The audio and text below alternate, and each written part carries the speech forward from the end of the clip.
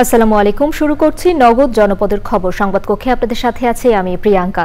এখনকার সংবাদ আয়োজন একই সঙ্গে চ্যানেল আই এর ইউটিউব চ্যানেলে এবং চ্যানেল আই এর ওটিটি প্ল্যাটফর্ম আই স্ক্রিনে লাইভ স্ট্রিম হচ্ছে। যাচ্ছে বিস্তারিত সংবাদে। ভারী বর্ষণে রাজধানীর অনেক সড়কে জলাবদ্ধতার সৃষ্টি হয়েছে, এতে দুর্ভোগে পড়েছেন নগরবাসী।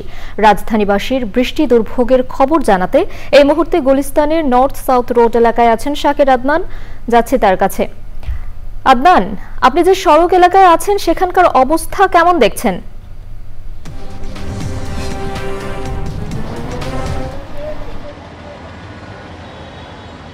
প্রিয়াঙ্কা, ধন্যবাদ। আসলে এই যে আজকে যে অবস্থাটা আপনারা জানেন যে টানা সেই ভোর থেকে কয়েক ঘন্টার বৃষ্টিতে ঢাকার অনেক এলাকা এইভাবে পানিতে তলিয়ে গেছে এবং জনদুর্ভোগ একদম চরম অবস্থায় পৌঁছেছে। এবং আমরা যেখানটা দাঁড়িয়ে আছি এটা হচ্ছে গুলিস্তান থেকে একটু পার হয়ে কিছুটা সামনে আসলেই সুরিটোলা নর্থ সাউথ রোড বলে এলাকা। তো এখানে এতটাই মানে পানি উঠেছে যে যেখানে আমরা দাঁড়িয়ে আছি এর আশপাশে তাকালিয়ে আসলে এর পরিবেশটা চিত্রটা আপনারা দেখতে পাচ্ছেন এবং একদম ঠিক কোমর পানি, হাঁটু পানি। এবং আপনারা দেখতে পাচ্ছেন যে সামনে যে গলি থেকে যারা বের হচ্ছেন তারাও একদম কোমর পানি ভেঙে মেইন রোডের দিকে আসছেন এবং প্রচণ্ড যানজটের সৃষ্টি হয়েছে। অনেক গাড়ি, বড় গাড়ি বলেন, সিএনজি চালিত অটোরিকশা বলেন, মোটরসাইকেল বলেন, এই একটা সামনে মোটরসাইকেল এইমাত্র দেখি যে স্টার্ট নিচ্ছে না। তো এই একটা পরিস্থিতি চলছে। আপনারা জানেন যে পুরান ঢাকাতে এমনি যেহেতু ঘনবসতিপূর্ণ এবং এখানকার একটু বৃষ্টি হলে আমরা সাধারণত দেখি যে জলাবদ্ধতা হয়ে যায়। তো এই ধরনের অবস্থায় আসলে মানুষ এখানে চলছেন সেই সকাল থেকে। আপনারা আজকে জানেন যে শুক্রবার ছুটির দিন, কিন্তু সেই শুক্রবার ছুটির দিনে মানুষের চরম ভোগান্তি হচ্ছে এবং এত বৃষ্টি আসলে বহু বছর পরে এরকম টানা বৃষ্টি কিন্তু আমরা আসলে দেখিনি। তো এই অবস্থায় আসলে যখন এই রাজধানীবাসীর যে জলাবদ্ধতা, এই জলাবদ্ধতা আসলে নিরসনে আসলে ব্যবস্থা নেওয়া উচিত। যদিও আমরা বলি যে ব্যবস্থা নেওয়া হচ্ছে বা হবে, কিন্তু আসলে বাস্তবিক পক্ষে যখন এরকম বৃষ্টি, বড় ধরনের বৃষ্টি হয়, অর্থাৎ প্রচণ্ড রকম মুষলধারে বৃষ্টি হয়, তখন কিন্তু আসলে এই অবস্থা আসলে যারা জনগণ, যারা ভুক্তভোগী, তারা কিন্তু বারবারই বলেন যে উন্নয়নের যে কথা বলা হচ্ছে এবং এই সড়কগুলোকে যাতে দ্রুত মেরামত করা হয়, অর্থাৎ সুয়ারেজ ব্যবস্থা যাতে ঠিক করা হয়, শুধু কাগজে কলমে না থেকে বাস্তব ভিত্তিতে যেন কাজ করা হয়। এই আপনারা দেখতে পাচ্ছেন যে এই মাত্র একটি মোটরসাইকেল, এখানে আমি বলছিলাম যে স্টার্ট বন্ধ হয়ে গেছে, এরকম বহু মোটরসাইকেল, বহু গাড়ি কিন্তু বন্ধ হয়েছে এবং প্রচণ্ড যানজট। রিক্সাগুলো যেতে পারছে না, উল্টা যাওয়া একটু কঠিন অবস্থা। এই পাশে প্রচণ্ড যানজট, অর্থাৎ 2-1 মিনিট 5 মিনিটের পথ 1 ঘন্টা 2 ঘন্টাতে যাওয়াও কিন্তু আসলে দুরূহ ব্যাপার হয়ে দাঁড়িয়েছে। সর্বোপরি আসলে এই যে অবস্থা, আমরা যে আরও আপনারা জানেন যে ঢাকার আরও কিন্তু বিভিন্ন এলাকায় কিন্তু এই ধরনের পানি উঠেছে এবং দোকানপাটও কিন্তু আপনারা দেখতে পাচ্ছেন যে বন্ধ, অনেক দোকানও কিন্তু বন্ধ এখানে রয়েছে, আমরা দেখতে পাচ্ছি। তো মানুষের এরকম ভোগান্তি আসলে যাতে লাঘব হয় সেজন্য আসলে একটি দ্রুত কার্যকর ব্যবস্থা, সুয়ারের ব্যবস্থার মেরামত সহ আসলে কি পদক্ষেপ নেওয়া যায়, একটি মহাপরিকল্পনা নেওয়ার কথাও বলছেন নগরবাসী। প্রিয়াঙ্কা, ধন্যবাদ আদনান। সিরাজগঞ্জে অব্যাহত রয়েছে যমুনার সাথে অন্যান্য নদ নদীর পানি বৃদ্ধি। যমুনার পানি বাড়ায় জামালপুরে পরিস্থিতির আবারও অবনতি হয়েছে। ব্রহ্মপুত্রের পানি বাড়ায় গাইবান্ধায় বন্যা পরিস্থিতির অবনতি হয়েছে। কুড়িগ্রামে পরিস্থিতি অপরিবর্তিত রয়েছে। নেত্রকোনায় 3য় দফা বন্যার আশঙ্কা দেখা দিয়েছে। দুর্গত এলাকায় বানভাসী কয়েক লাখ মানুষ। প্রতিনিধিদের পাঠানো তথ্য ও ভিডিও চিত্রে রাজীব আহমেদের রিপোর্ট। সিরাজগঞ্জে যমুনা নদীর পানি বেড়েই চলেছে, একই সাথে বাড়ছে অন্যান্য নদ নদীর পানি। নদী তীরবর্তী ও চরাঞ্চলের প্রায় 1 লাখ মানুষ পানিবন্দী। তলিয়ে গেছে প্রায় 10,000 হেক্টর জমির ফসল। উজানের পাহাড়ি ঢল ও ভারী বর্ষণে জামালপুরে বন্যা পরিস্থিতির আবারও অবনতি হয়েছে। জেলার 35টি ইউনিয়নে পানিবন্দী লক্ষাধিক মানুষ। দুর্গত এলাকায় শুকনো খাবার, বিশুদ্ধ পানি, শিশু খাদ্য ও গোখাদ্যের সংকট দেখা দিয়েছে। উলিয়া আমতলী সড়ক ও মাহমুদপুর মেলহন্দ সড়ক যোগাযোগ বন্ধ রয়েছে। কুড়িগ্রামের পরিস্থিতি অপরিবর্তিত। 2 সপ্তাহ ধরে নিম্নাঞ্চলের 55টি ইউনিয়নের 4 শতাধিক গ্রামের প্রায় 2 লাখ মানুষ দুর্বিষহ জীবনযাপন করছেন। বন্যাতে বাড়িঘর তলে গেছি, এখন গরু ছাগল রাস্তার মধ্যে বিভিন্ন অবস্থায় আছে। রাস্তার পানি বেরোবার পাই না, আসি রাস্তার মধ্যে আসি, হাঁস মুরগি মরে গেছে। গাইবান্ধায় ব্রহ্মপুত্রের পানি বেড়ে যাওয়ায় বন্যা পরিস্থিতির আবারও অবনতি হয়েছে। ব্রহ্মপুত্র বন্যা নিয়ন্ত্রণ বাঁধের বাইরে তিস্তা ও ব্রহ্মপুত্র বেষ্টিত সুন্দরগঞ্জ সদর, ফুলছড়ি ও সাঘাটা উপজেলার 165টি চরের লক্ষাধিক মানুষ পানিবন্দী। সিলেটে থেমে থেমে বৃষ্টি থাকলেও বাড়েনি নদ নদীর পানি। নেত্রকোনায় বৃষ্টি আর ঢলের কারণে সব নদ নদীর পানি বেড়েছে। সোমেশ্বরী, কংস ও ধনু নদীর পানি উদ্বেগজনক হারে বাড়ায় তৃতীয় দফা বন্যার আশঙ্কা দেখা দিয়েছে। টাঙ্গাইলে নদীর পানি কমার সাথে সাথে শুরু হয়েছে তীব্র নদী ভাঙন। জেলার যমুনা, ঝিনাই, ধলেশ্বরী নদীর পানি এখনও বিপদসীমার উপর দিয়ে প্রবাহিত হচ্ছে।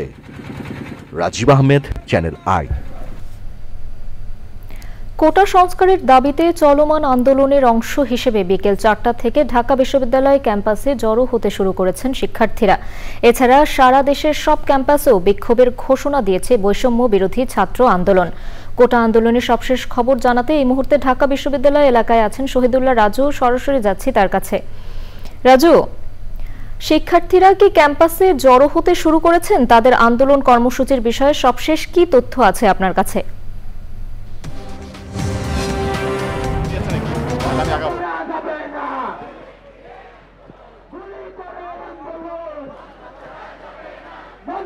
প্রিয়াঙ্কা, রাজধানীর ঢাকা বিশ্ববিদ্যালয়ে সরকারি চাকরিতে কোটা বিরোধী যে আন্দোলনকারী শিক্ষার্থীরা তারা রাজধানী ঢাকা বিশ্ববিদ্যালয়ের গণগ্রন্থাগারের সামনে জড়ো হয়েছেন এবং তারা এখন বিক্ষোভ মিছিল নিয়ে তারা ঢাকা বিশ্ববিদ্যালয়ে প্রদক্ষিণ করে শাহবাগে গিয়ে আধা ঘন্টার মতো অবস্থান করার কথা রয়েছে বলে জানিয়েছে যে বৈষম্য বিরোধী ছাত্র আন্দোলন তার সমন্বয়করা।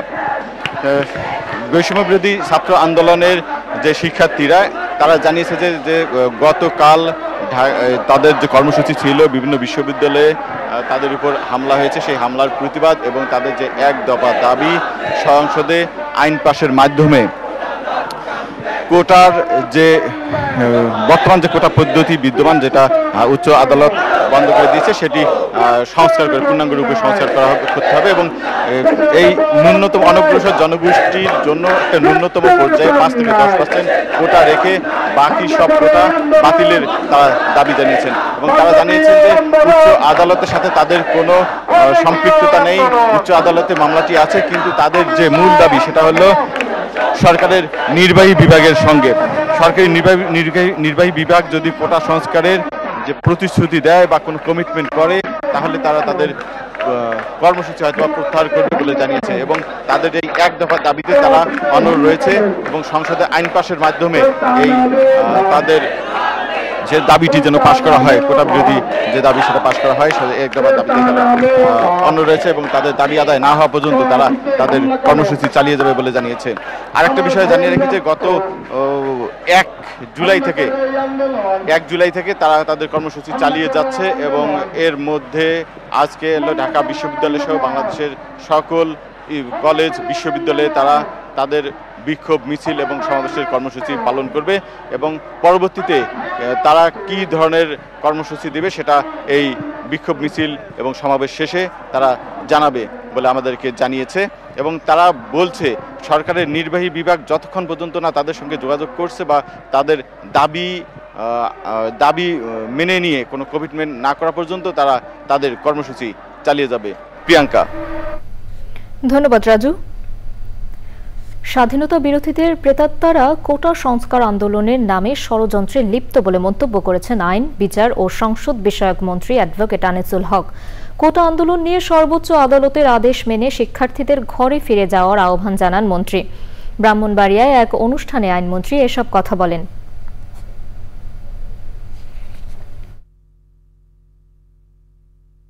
ষড়যন্ত্র করে জাতির পিতা বঙ্গবন্ধু শেখ মুজিবুর রহমানকে তার 17 জন পরিবারের সদস্য সহ হত্যা করেছে সেই প্রেতাত্মা আজকে যে কিছুটা হলো এই এর মধ্যে ষড়যন্ত্রের মধ্যে লিপ্ত না, সেটা তো আমি অস্বীকার করতে পারবো না। সেটা আপনারাও বুঝতেছেন, আমরাও বুঝতেছি। বগুড়ার শেরপুরের আমইন গ্রামে নিখোঁজের একদিন পর পুকুর থেকে তামিম হোসেন নামে এক স্কুল ছাত্রের বস্তাবন্দি লাশ উদ্ধার হয়েছে। বলাৎকারের ঘটনা ধামাচাপা দিতেই স্কুল ছাত্র তামিমকে হত্যা করা হয়েছে বলে সংবাদ সম্মেলনে জানিয়েছে পুলিশ সুপার জাকির হাসান জানান, বুধবার সকাল 7:30টার দিকে আসামি তামিমের গলায় রশি পেঁচিয়ে শ্বাসরোধ করে হত্যা করে ওই ঘরে থাকা বস্তায় ভরে তামিমের লাশ পুকুরের মাঝখানে নিয়ে ফেলে দেয়। আসামিকে আদালত প্রাঙ্গণে আনা হবে বলে জানিয়েছে পুলিশ সুপার।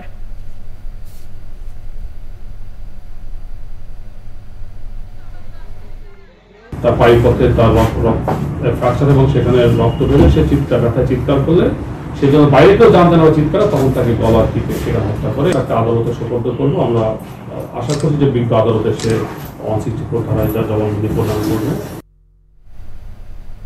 এবারে প্রতিনিধিদের পাঠানো তথ্য ভিডিও চিত্রে সাদিয়া ওমরের রিপোর্ট।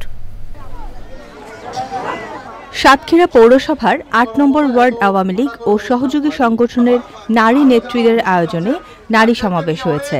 প্রধান অতিথি ছিলেন জেলা আওয়ামী লীগের সাধারণ সম্পাদক নজরুল ইসলাম। নাটোর সদর উপজেলায় ক্ষুদ্র নৃগোষ্ঠীর শিক্ষার্থীদের বাইসাইকেল ও শিক্ষা উপবৃত্তির চেক বিতরণ করা হয়েছে। ১৬ জন ক্ষুদ্র নৃগোষ্ঠীর শিক্ষার্থীকে বাইসাইকেল ও ১৯০ জন শিক্ষার্থীর হাতে শিক্ষা উপবৃত্তির চেক তুলে দেন সংসদ সদস্য শফিকুল ইসলাম শিমুল। গাইবান্ধার গোবিন্দগঞ্জ পৌরসভার ৫ নম্বর ওয়ার্ডের বুজরুক বোয়ালিয়া হিরকপাড়া ঈদগাহ মাঠে সড়ক পাকাকরণ কাজ শুরু হয়েছে। উদ্বোধন করেন পৌর মেয়র মুকিতুর রহমান রাফি।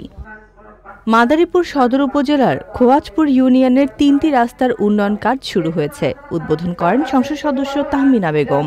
পাবনায় গণমাধ্যম কর্মীদের সঙ্গে মতবিনিময় করেছেন নবাগত পুলিশ সুপার মোহাম্মদ আব্দুল আহাদ। মতবিনিময় সভায় পুলিশ কর্মকর্তারা ও সাংবাদিক নেতারা উপস্থিত ছিলেন। জীবন ও স্বাস্থ্য সুরক্ষায় রংপুরে ভ্রাম্যমাণ নিরাপদ খাদ্য পরীক্ষাগার চালু করা হয়েছে। উদ্বোধন করেন বিভাগীয় কমিশনার জাকির হোসেন। রংপুর বিভাগের ৮ জেলায় অভিযান সহ নানাভাবে কাজ করবে এই ভ্রাম্যমাণ ল্যাবরেটরিযুক্ত পরীক্ষাগারটি। শেরপুরে বিভিন্ন ধর্মাবলম্বীদের পারস্পরিক সম্প্রীতি বাড়াতে ধর্মীয় নেতাদের সাথে আন্তঃধর্মীয় সম্প্রীতি বিষয়ক কর্মশালা হয়েছে। চট্টগ্রাম মহানগরীর হালি শহরের ফৈলাতুলি বাজারে ক্ষুদ্র ব্যবসায়ীদের জন্য নির্মাণ করা হচ্ছে ৩ তলা বিশিষ্ট আধুনিক কিচেন মার্কেট। বিশ্বব্যাংকের অর্থায়নে চট্টগ্রাম সিটি কর্পোরেশনের বাস্তবায়নে ১৭ কোটি ১৮ লাখ টাকা ব্যয়ে মার্কেট নির্মাণ কাজ উদ্বোধন করেন সিটি মেয়র বীর মুক্তিযোদ্ধা মোহাম্মদ রেজাউল করিম চৌধুরী। Sadia Omar, Channel I. নগদ জনপদের খবর আজকের মতো এ পর্যন্তই। পরবর্তী কৃষি সংবাদ দেখার আমন্ত্রণ জানিয়ে শেষ করছি। ধন্যবাদ সবাইকে।